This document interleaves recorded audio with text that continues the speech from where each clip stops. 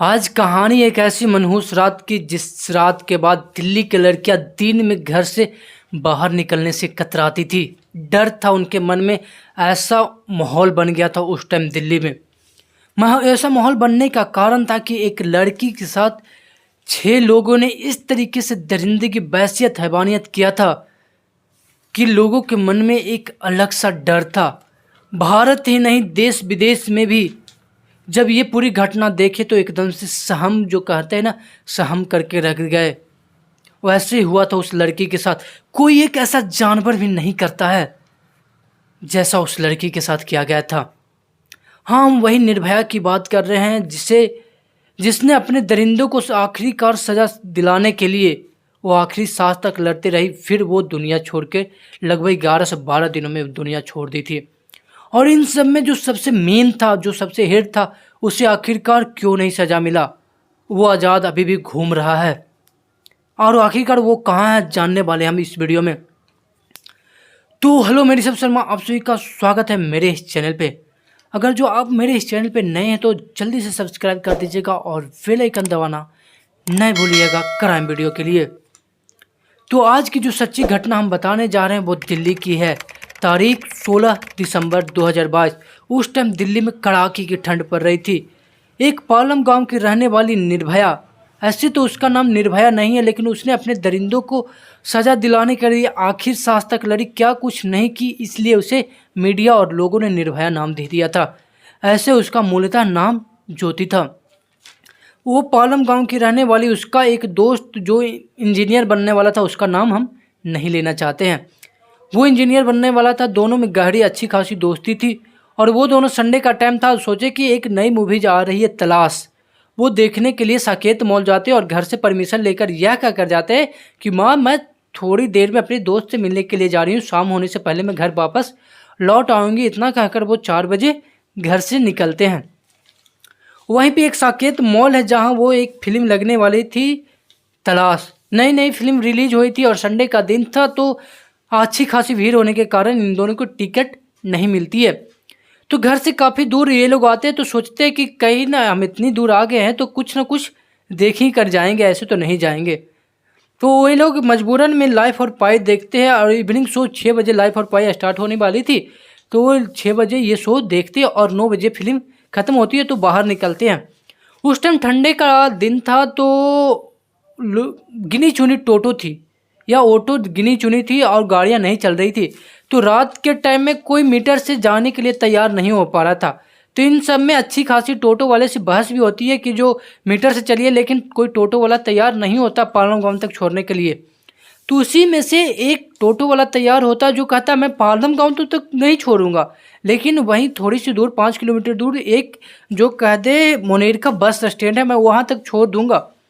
तो ये लोग सोचते हैं कि चलो कोई दिक्कत नहीं, मुनेरिका बस स्टैंड तक कैसे करके पहुंच जाएंगे, वहां से घर मैं आसानी से कैसे भी करके पहुंच जाऊंगा। और इस रात अच्छी खासी हो गई थी, तो लड़की के घर से अच्छी खासी कॉल भी आ रही थी। वो उस टेम्पो पर, मतलब उस टोटो पर बैठते हैं और बैठ कर मुनेरिका बस स्टैंड पहुँचते हैं। वहाँ पहुँचते ही देखते हैं कि एक वाइट कलर की चार्टेड बस, जिसका शीशा ब्लैक कलर का है, उसमें 2 पैसेंजर पहले से मतलब चढ़ रहे हैं। और एक लड़का जिसका नाम जोवेनाइल था, वो लड़का मतलब बुला रहा था पैसेंजर को कि किसी को उधर जाना है तो जल्दी से।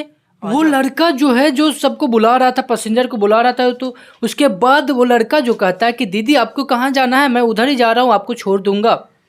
तो ये लड़की पहले तो राजी नहीं होता, लेकिन वो लड़का जो विनाइल हो, जो जिद करने लगता है।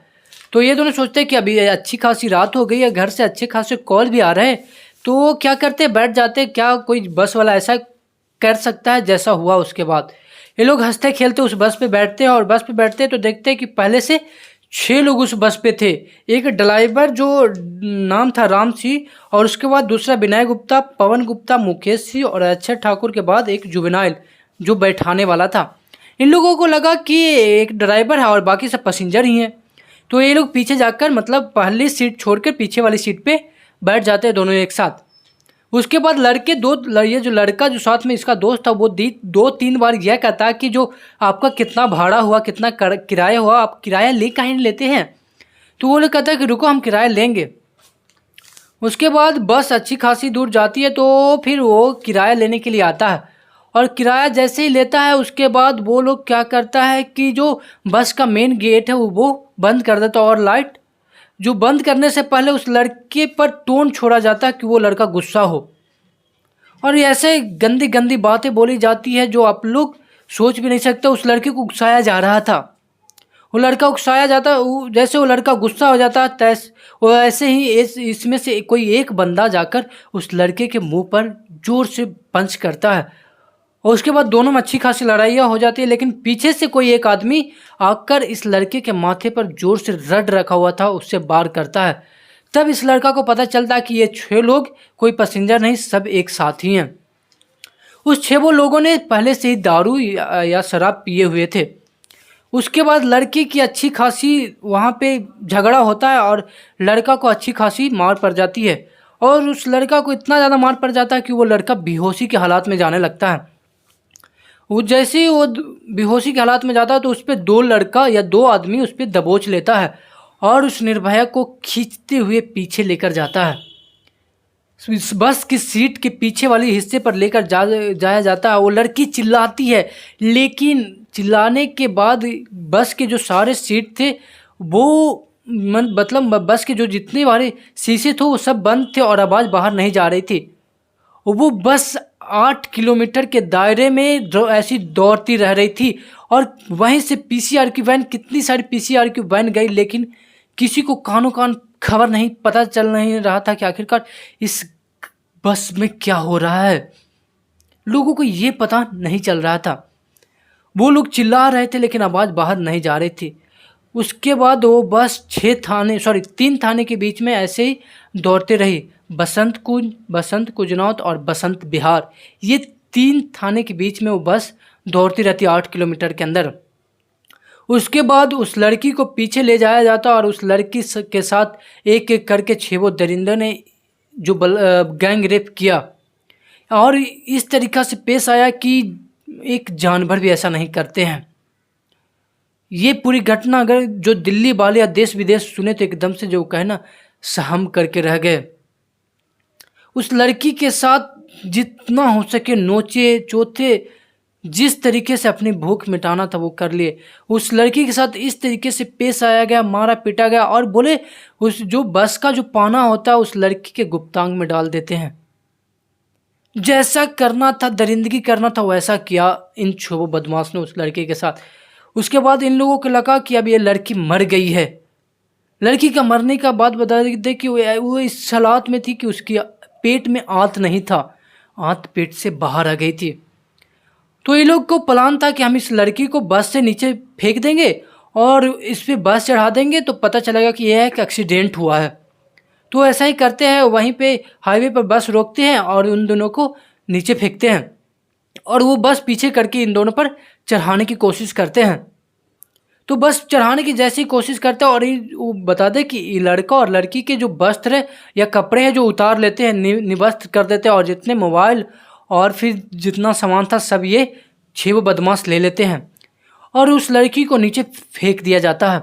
और इनका प्लान था कि हम बस के चक्के को उस पर चढ़ा देंगे, लेकिन लड़के का हिम्मत बता दे, उस लड़के ने कैसे भी करके हिम्मत किया और उस लड़की को बस का टायर नहीं चढ़ने दिया। ये लड़का निर्वस्त्र वहीं झाड़ियों में छिपा हुआ कैसे भी करके मदद मांगने की कोशिश कर रहा था।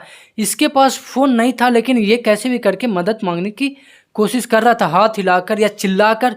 लेकिन वहाँ से कई सारे टोटो गई, कई सारी गाड़ियाँ गई, 2 व्हीलर गया, लेकिन लोग आकर देखे कि एक लड़की लहूलुहान अवस्था में, निवस्त्र अवस्था में है, मदद मांग रहा है, लेकिन कोई मदद करने के लिए तैयार नहीं था। पता नहीं लोगों के मन में यह डर था कि कहीं हम इस केस में फंस न जाए। उसके बाद एक कोई आदमी आता है और पुलिस को कॉल करता है। पुलिस आती है, 3 थाने की पुलिस, जो बसंत कुंज, बसंत कुंजनौत और बसंत विहार 3 थाने की पुलिस आती है, पीसीआर की वैन आती है। और वो तीनों मतलब आपस में इसलिए लड़ रहे थे कि ये मेरे क्षेत्र का नहीं है, ये आपके क्षेत्र का है और ये आपके क्षेत्र का। ऐसे करते करते वो तीनों आपस में लड़ रहे थे और उसी लड़ाई में करीबन 30 मिनट बीत जाती है। और ये नहीं सोच रहे थे कि जल्दी से लड़की की हालत बहुत ज़्यादा गंभीर है तो इसे जल्दी से वैन में रखते हैं और जल्दी से इसे हॉस्पिटल लेकर जाते हैं। लेकिन नहीं, वो तीनों तो आपस में ही लड़ रहे थे। उसके बाद निवस्त अवस्था में लड़की को वैसे ही पीसीआर की वैन में रखा जाता है और उसे एक नज़दीकी जो हॉस्पिटल है वहाँ भर्ती कराया जाता है। और यही नहीं, उस हॉस्पिटल जाने से पहले उस लड़के ने खुद उस लड़की जो निर्भया है उसे पीसीआर की वैन में रखी। यहाँ नहीं कि पुलिस ने कोई मदद किया, ऐसा नहीं था। उसके बाद नज़दीक एक सफदरजंग हॉस्पिटल है जहाँ ले जाया जाता है और वहाँ की जो नर्स है उस लड़की को सफ़ेद कपड़े से ढकती है। और जब डॉक्टर आके उस लड़की को देखता है तो उस डॉक्टर का पहला शब्द क्या था, जो सुनिए आप। उस डॉक्टर का कहना था कि कहाँ से इस लाश को उठाकर लाया है, ये तो मर चुकी है। ये सुनने से आप लोग सोच सकते हैं कि उस लड़की के साथ किस तरीके से पेश आया गया था। उसकी आते जी तो पेट से बाहर आ गई थी, मुंह पे इस तरीके से चोट का निशान किया गया था कि लोग ऐसे देखते तो एकदम से डर जाते। उसके बाद उसे वही हॉस्पिटल में भर्ती कराया जाता और उसके जितने सारे ऑर्गन थी सब खराब हो गई थी, ऑर्गन इन्फेक्शन फैल रहा था। उसके बाद पुलिस केस होती है और लोगों ने जाना कि आखिरकार दरिंदगी और वहशियत हैवानियत किसे कहते हैं। इसके बाद लोगों ने इस कैंडल मार्च निकाला उस 6 दरिंदों को पकड़ने के लिए, न्याय दिलाने के लिए निर्भया को। उसके बाद पुलिस को भी दबाव आने लगता है कि तुम जल्दी से उस 6 दरिंदों को पकड़ो। पुलिस भी सीसीटीवी फुटेज खंगालती है तो देखती है कि वो वाइट कलर की चार्टेड बस 8 किलोमीटर में कई राउंड लगाती है और वहीं से यहीं तक नहीं, पुलिस की जीप सी जाती है, कई लाल बत्ती जाती है, लेकिन किसी को कानो कान खबर नहीं होता है। उसके बाद बस का नंबर लिया जाता है और उसके बाद मालिक के बाद बस का ड्राइवर जो राम सिंह को पकड़ा जाता है। राम सिंह से वो 6 आरोपी उसे पकड़ा जाता है और उसे जेल ले जाया जाता है। इधर निर्भया की हालत इतनी ज़्यादा गंभीर थी कि उसकी ऑर्गन जो है उसमें इन्फेक्शन लग रहा था, तो उसे अच्छे हॉस्पिटल की ज़रूरत थी और पास में कोई ऐसा हॉस्पिटल नहीं था कि उसे अच्छे ऑर्गन दे सके। तो सिंगापुर में एक हॉस्पिटल माउंट एलिजाबेथ करके एक हॉस्पिटल है जहाँ एक अच्छी ऑर्गन की हॉस्पिटल है, तो वहाँ ले जाया जाता है। तो वहाँ ले जाने के बाद शुरू में यह खबर आती है कि निर्भया की हालत पहले से काफ़ी ज़्यादा अच्छी है और लोग भी निर्भया के लिए लड़ते हैं। वो निर्भया जिसे कोई नहीं जानता था आज पूरे घर घर की बेटी अपनी हो गई है। वो लोग निर्भया को न्याय दिलाने के लिए अदालत से, जैसी सरकार से, सबसे लड़ते हैं और सरकार भी ये कहती है कि निर्भया के कैसे भी करके बचाओ, पूरा खर्चा हम उठाएंगे। और तारीख 26 दिसंबर को उसे सिंगापुर शिफ्ट किया जाता है, लेकिन खबर आती है 29 दिसंबर को कि निर्भया ये दुनिया छोड़ के अपने शरीर त्याग के चली गई है। उसके बाद देश में एक अलग सा आक्रोश फैल जाता है। लोग निर्भया को न्याय दिलाने के लिए जो कुछ करना था वो करते हैं, कैंडल मार्च, जहाँ जहाँ चक्का जाम सब करते हैं। उसके बाद ये पूरी विस्तार से देश विदेश लोग जानते हैं और सरकार के ऊपर भी दबाव था कि हम जल्द से जल्द इस लड़के का न्याय दिलाएं। उसके बाद उच्च अदालत, हाई कोर्ट ने उस 6 दरिंदों को फांसी की सज़ा दे दी थी। वो 6 ने बोले तो उसमें से एक जुवेनाइल था जिसकी उम्र को लेकर सस्पेंस था, उसकी उम्र 17 साल थी। तो भारत के न्याय में है कि जब भी कोई लड़का बालिग हो तब उसे सज़ा नहीं मिल सकता है, तो उसे 3 साल की सज़ा होती है। उसके बाद उसे छोड़ दिया जाता है और उसका आइडेंटिटी छिपा कर रखा जाता है, इसलिए कि अगर जो कोई लोग जानेगा तो इससे तो जिंदा नहीं छोड़ेगा। उस टाइम 17 साल का था, अभी उसकी उम्र लगभग 29-30 साल हो गई थी या हो गई होगी। तो ये लड़का एक तो बच गया, बाकी बचा 5 में से एक जो था जिसका नाम राम सिंह था, वो ये सब बर्दाश्त नहीं कर पाया, अपने घर के ताने बर्दाश्त, वो अपने घर को मुंह दिखाने का लायक नहीं था, इसलिए वो तिहाड़ जेल में अपना खुद आत्महत्या कर लेता है या क्या करता है उसका कोई रिपोर्ट नहीं आता, लेकिन खबर तो ये आती है कि वो आत्महत्या कर लेता है। फिर ये केस पता नहीं कहीं दब जाती है, तारीख पे तारीख, साल पे साल बदले जाते। घटना 2012 में हुआ था, फिर 13, 14, 15, 16, 17, 18 ऐसे करते करते 19 बीत जाती है। 7-8 साल बीतने के बाद फिर इसका पूरा न्याय निकलता है 7 जनवरी 2020। 7 जनवरी 2020 में हाई कोर्ट ने उन तीनों को डेट फिक्स कर दिया जाता है, यानी डेट फिक्स कर दिया जाता है कि इस तारीख 20 मार्च को उन चारों दरिंदों को फांसी दे दिया जाएगा।